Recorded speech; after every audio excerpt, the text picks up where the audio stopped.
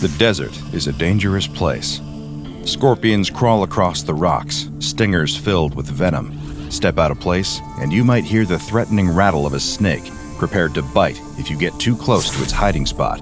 Black widows spin their webs on logs that might look like an inviting place to sit, until it's too late. Desert centipedes creep across the ground at night, pinchers packing a painful punch. There are bobcats, coyotes, mountain lions, and Gila monsters. And that's not to mention the brutality of the landscape itself, a place where getting lost could mean death from exposure, dehydration, or both. But it is also uniquely beautiful, a stark but striking landscape where nightfall brings a sky full of more stars than one could even imagine being in the sky. That is why the young woman has decided to go camping out here in the California desert. And much to the horror of many of her loved ones, she has decided to do it alone. Her parents begged her not to go when they first heard of her plans, but she assuaged their fears as best she could, reminding them of her years of experience camping in harsh environments. She hiked most of the Appalachian Trail with only an ex-boyfriend for help after all. She's an adult, and they could do nothing to stop her from embarking on the trip. Besides, she isn't going out into the uncharted wilderness, but to a campground with plenty of signage and guidelines. She didn't just choose this on a whim. There's going to be a massive meteor shower, and the sight of it from the desert, with no light pollution to dim the stars, will be a truly once-in-a-lifetime experience. So the hiker sets out on the day of her trip, driving her loaded-up truck out to the picturesque desert site, where she'll be spending the next few days soaking up the beauty of nature, hiking the rocky trails nearby, and witnessing the majesty of the meteor shower.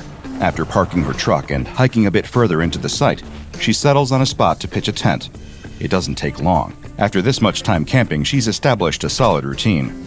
Before long, her little home away from home is all set up, and she unpacks the rest of her supplies just in time for the sun to begin setting, flooding the sky with vibrant oranges and reds that slowly fade and soften to pinks and lilacs, then into steadily deepening blues.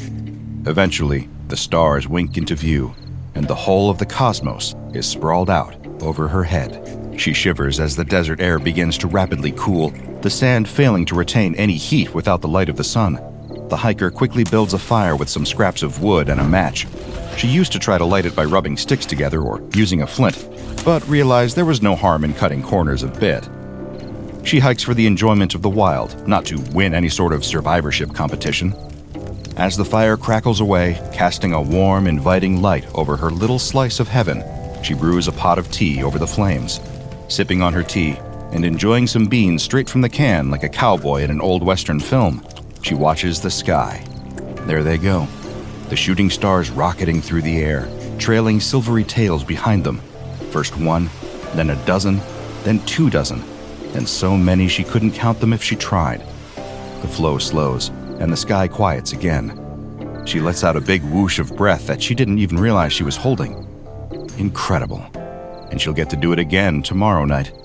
But for now, she's getting tired and has an early morning of hiking planned tomorrow. Time to turn in. But as the hiker crawls into her sleeping bag and zips up her tent, every hair on her body suddenly stands on end. Something's wrong. She holds her breath, listening to the sounds just outside. Something's out there, moving with soft, fluid steps. No prey animal moves like that. She unzips the door of her tent just enough to peer out into the darkness. Her stomach drops as her eye finds the source of the sound and her creeping sense of dread. A mountain lion is circling her tent.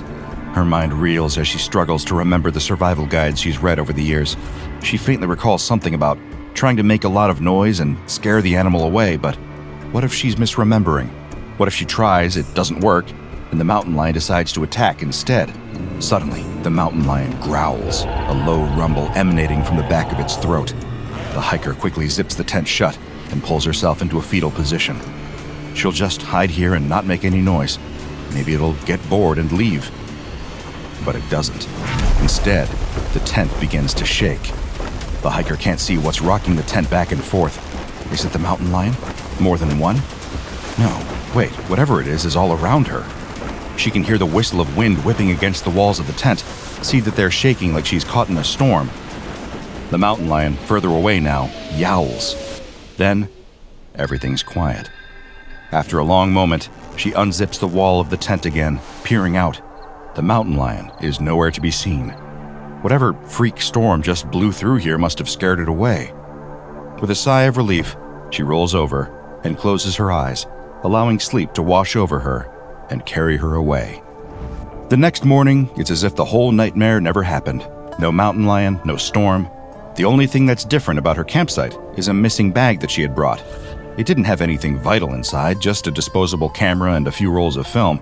It's a bit disappointing that something happened to it, but it's nothing she can't survive.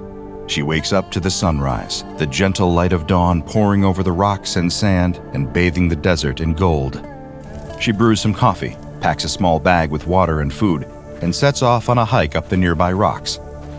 After about an hour of steady walking, she stops for some water, a snack, and a look at the landscape. It really is beautiful. But what's that? Just over the hill. At first, it looks like a column of smoke from a fire or some kind of explosion. But then it moves closer, and she gets a better look at it. It's not smoke at all, but dust whipped up in a whirlwind, rising up into a funnel like a miniature tornado. A dust devil. She's never actually seen one in person before. As far as she's heard, they're not usually dangerous. Maybe they're a bit unpleasant if you get caught up in one, but otherwise they're nothing to worry about. But as this one gets closer, it's also getting bigger. It isn't just a matter of perspective. The funnel is growing taller and taller the closer it gets. The hiker begins to panic. She needs to get out of here. But where can she go? If she runs too quickly back the way she came, she risks falling and twisting an ankle, or worse. As she's mulling over her options, the dust devil moves closer and closer until it's right in front of her. She stares wide-eyed as it suddenly stops. The whirlwind itself keeps spinning, winds and dust and debris whipping around inside of it, but it is not advancing any further. It simply sits exactly where it is, as if it's waiting for something. She almost laughs at the thought. Why is she anthropomorphizing this whirlwind, this accident of unusual desert weather? The whirlwind speeds up suddenly, rocking back and forth, and then something flies out of it, careening toward her. As it lands in the dirt by her feet, she recognizes it. The little camera bag. She reaches out and picks it up, tugging it open. Sure enough, the camera is inside, along with the rolls of film. It isn't even broken. She looks up at the whirlwind in disbelief. Something compels her to speak, and she calls out, "Thank you?" At this, the whirlwind wriggles back and forth, then suddenly rushes toward her.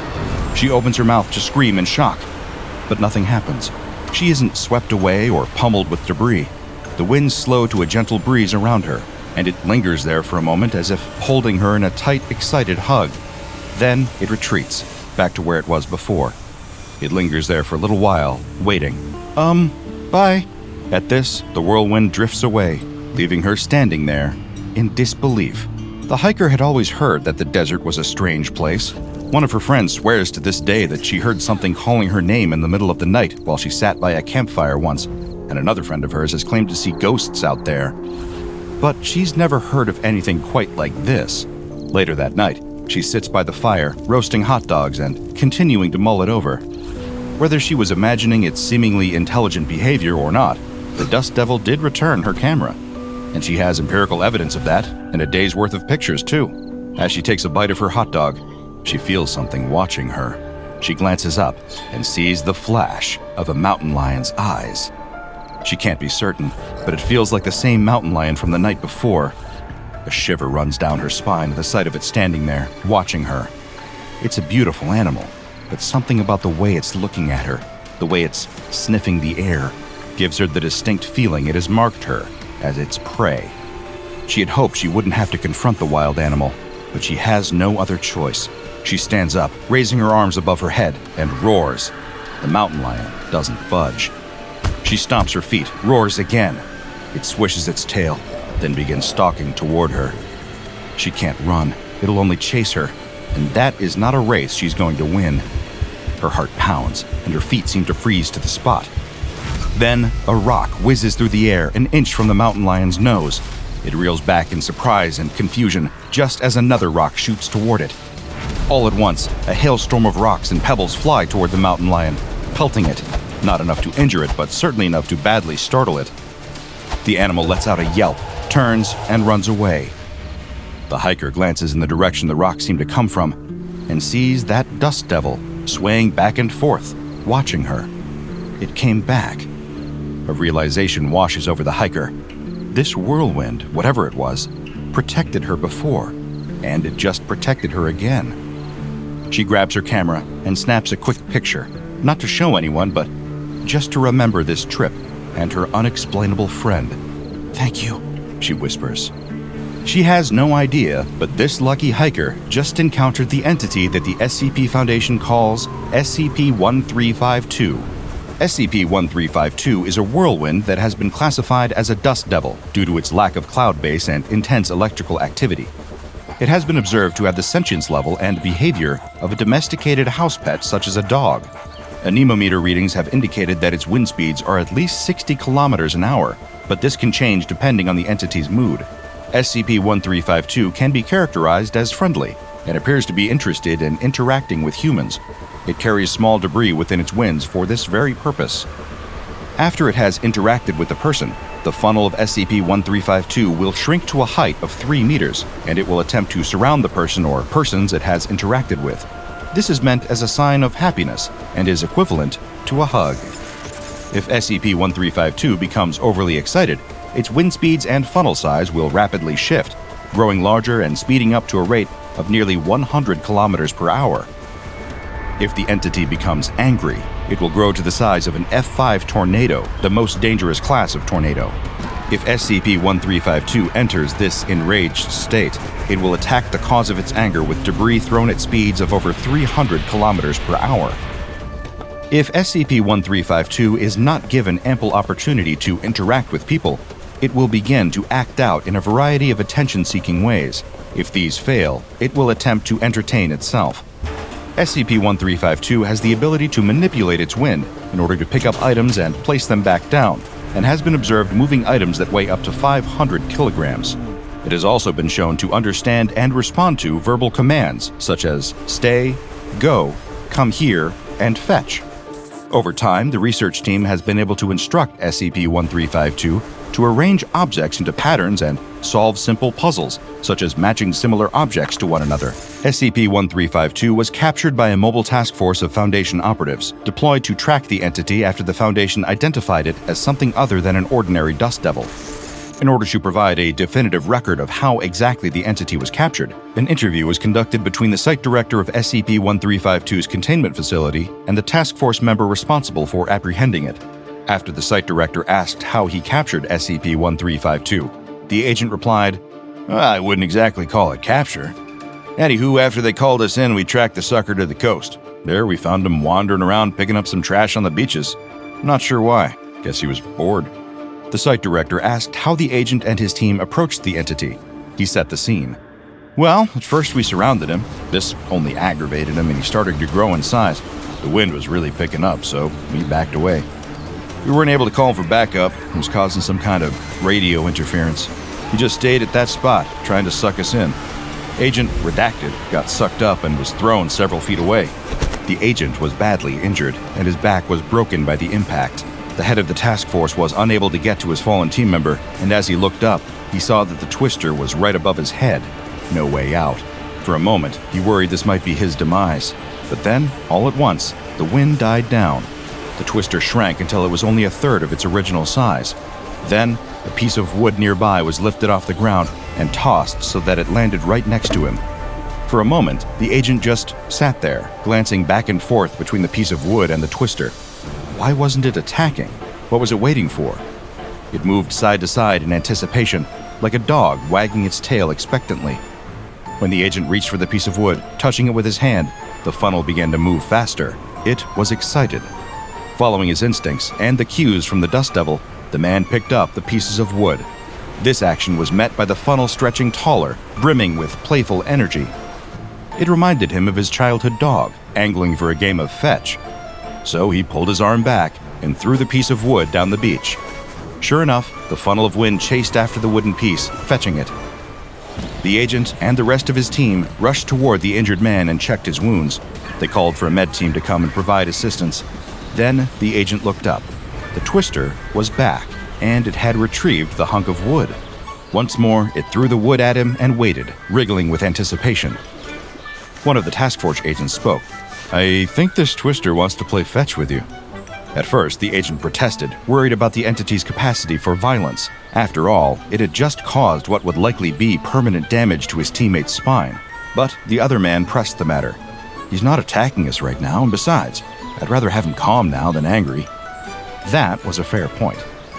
So the agent played fetch with SCP-1352 until the recovery team arrived, tossing the hunk of wood down the beach and waiting for the twister to chase after it, pick it up, and bring it back. What else could he do? It wasn't as if they could shoot the thing. How do you fight the wind? Using its new favorite toy, they managed to lure the twister into a holding container. But it didn't want to be left alone in there. The agent explained, "Someone had to stay with him, or else he'd get mopey and make another ruckus. We ended up drawing straws, and Agent Redacted drew the short one. I'd have to admit, that was my favorite. We still visit him now and then, and he even said sorry to Agent Redacted." SCP-1352 is kept in an enclosure in an isolated valley in Nevada, which has been equipped with storm shelters. The entity has been given permission to wander around the enclosure, provided it is supervised by at least one security guard during the process. The enclosure is 5 square kilometers in size and is surrounded by perimeter fencing rooted 10 meters into the ground. It must be securely placed to prevent it from being dislodged. For the purposes of enrichment, debris must be placed in the enclosure for the entity to interact with. If there is not adequate debris, or if it flies out of the enclosure, more must be provided.